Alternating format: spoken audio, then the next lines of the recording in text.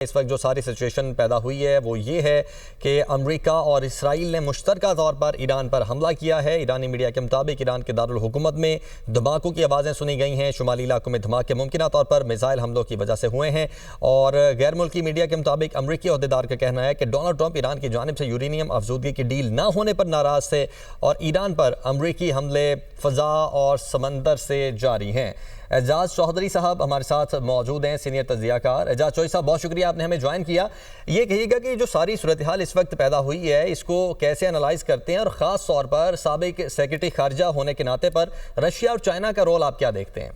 اس موقع کو ایران اسرائیل نے تو اپنی اسپیس بند کی ہے، اسی لیے کیونکہ ان کا خیال ہے کہ ایران کے میزائل ہم پہ آئیں گے اور امریکی اڈوں پہ بھی شاید جائیں گے۔ تو اب دیکھنا یہ کہ ایران کے اندر یہ استطاعت ہے کہ نہیں، اور مجھے تو ایسا لگتا ہے کہ اگر ایران کے پاس یہ استطاعت ہوئی اور انہوں نے تگڑا جواب دیا تو یہ جنگ زیادہ نہیں پھیلے گی اور رک جائے گی، کیونکہ دونوں اپنے فیس سیونگ لے کر ختم کر دیں گے۔ تو لگتا یہ کہ ساری بات اس بات پہ رکتی ہے آگے کہ کیا ایران کے پاس وہ میزائل قوت ہے جس کا وہ ابھی تک اظہار کرتا رہا ہے۔ رشیا تو خود باک ڈاؤن ہے یوکرین والی جنگ میں، میرا نہیں خیال وہ اس پوزیشن میں ہے سوائے اس کے کہ انہوں نے کچھ ساز و سامان عسکری ساز و سامان بھیجا ہو تھوڑا بہت۔ چین البتہ کسی قسم کی جنگ میں نہیں آتا۔ دیکھیں اگر چین کا سامان اس طرح آنے لگ جائے اور وہ جنگ میں استعمال ہونے لگ جائے امریکہ کے خلاف، تو پھر تو چین خود بذات خود اس جنگ میں شامل ہو جائے گا، تو یہ تو ایک عالمی جنگ بن جائے گی۔ اس لیے میرے خیال میں چین تو بہت محتاط ہے اس معاملے میں، وہ ابھی تک نہیں آ رہا۔ میں نہیں سمجھتا کہ چین زیادہ آئے گا۔ یہ ہو سکتا ہے، ہم نے کچھ غیر مصدقہ خبریں سنی تھی کہ چین نے کچھ ان کو عسکری ساز و سامان دیا ہوگا، مجھے اس کی مصدقہ نہیں ہے، تو اس وجہ سے میں کہہ نہیں سکتا، لیکن میرا خیال ہے کہ چین نہیں چاہے گا کہ اس موقع کے اوپر وہ ایک عالمی جنگ چھیڑنے۔ رائٹ، اعجاز چودھری صاحب، یعنی کہ آپ سمجھتے ہیں کہ چائنا اس جنگ میں نہیں کودے گا اور کسی پارٹی کا ساتھ نہیں دے گا۔ اعجاز چودھری صاحب، ہمارے ساتھ سید محمد علی صاحب بھی موجود ہیں، ان کو بھی شامل گفتگو کر لیتے ہیں، آپ بھی ہمارے ساتھ ہی موجود ہیں۔ محمد علی صاحب، جو بات اعجاز چودھری صاحب کر رہے ہیں کہ چائنا اور رشیا کا رول، خاص طور پر وہ سمجھتے ہیں کہ چائنا کی انوالومنٹ جو ہے وہ کسی فری سائڈ پہ نہیں ہوگی، نہ وہ اس جنگ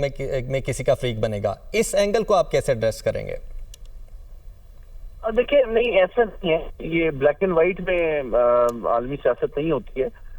میں واقف ہوں کہ ایران کے جو بیشتر ہتھیار ہیں وہ روسی اور چینی ساختہ ہیں، چاہے وہ ان کے میزائلز ہوں، ان کے طیارے ہوں، ان کے ٹینکس ہوں، لیکن اور پچھلے چند ہفتوں میں بھی بڑے پیمانے پہ چین اور روس سے جہازوں جو اسلحے سے لدے ہوئے جہاز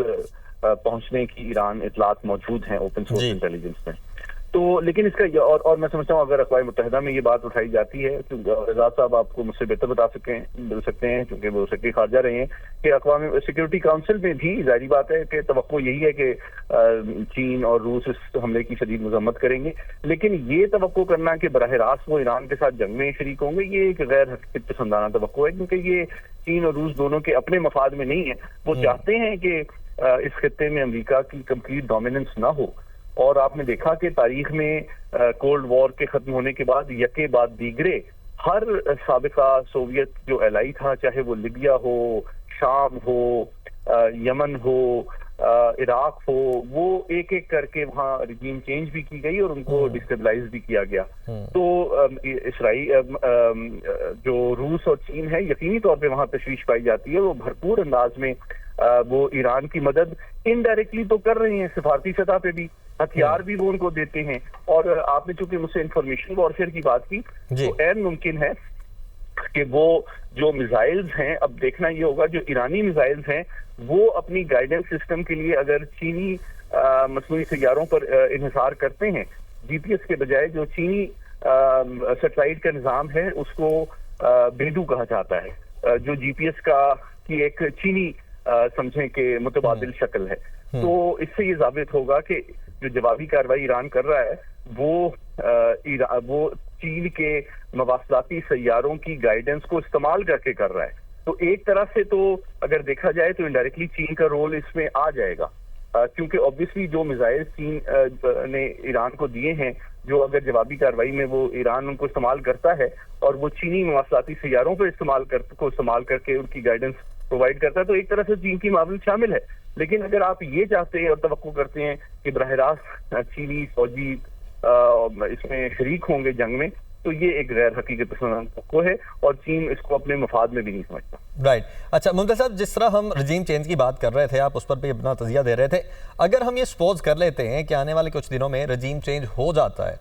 تو پاکستان کے لیے کتنا امپیکٹ ہوگا رجیم چینج کا، کس حد تک خطرناک ہوگا؟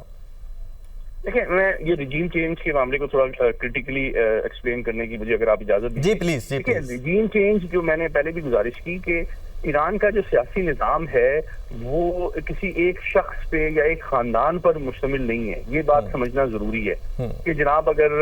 میں کہہ دیتا ہوں کہ ان کے جو رہبر ہیں وہ اگر نہ رہیں تو کیا رجیم چینج ہو گئی؟ دیکھیں، فرق تو چینج ہو گیا، لیکن ان کا جو نظام ہے اس میں عین ممکن ہے کہ ان سے زیادہ سخت سوچ اور سخت پالیسی پر عمل کرنے والا شخص جو ہے وہ اسی نظام کے تحت سامنے آ جائے. دوسری بات یہ ہے کہ پاسدارانہ انقلاب جو ہے اس کی تعداد جو ہے وہ لاکھوں میں ہے اور ایک بڑی جامعہ ان کا سیاسی، معاشی، انٹیلیجنس اور دفاعی نظام پہ کنٹرول ہے. تو وہ ایسا نہیں ہے کہ آپ صرف ان کے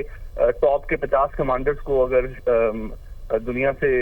روانہ کر دیں تو اس کے بعد رجیم چینج ہو جائے گی. اور تو بات دراصل یہ ہے کہ امریکہ کو اور ان کی انٹیلیجنس اور اسٹیبلشمنٹ کو اس بات کا بخوبی اندازہ ہے کہ ڈیفینیٹلی وہ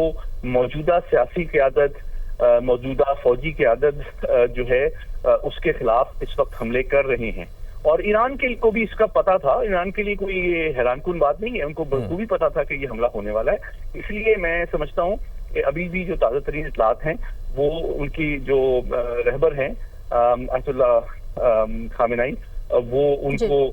کسی محفوظ مقام پر منتقل کر دیا گیا ہے تاکہ ان کی جان کو بچایا جا سکے. اور آپ کو یاد ہوگا پچھلے سال بھی کس طرح موساد نے بہت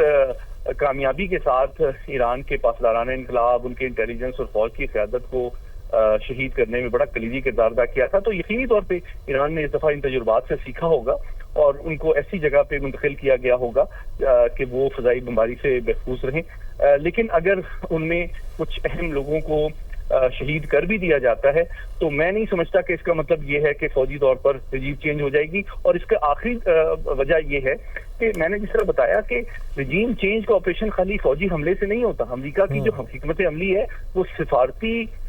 دباؤ ڈالنے کے ساتھ ساتھ بہت شدید معاشی دباؤ ڈالنا سب سے امپورٹنٹ امریکی حکمت عملی کا حصہ ہے.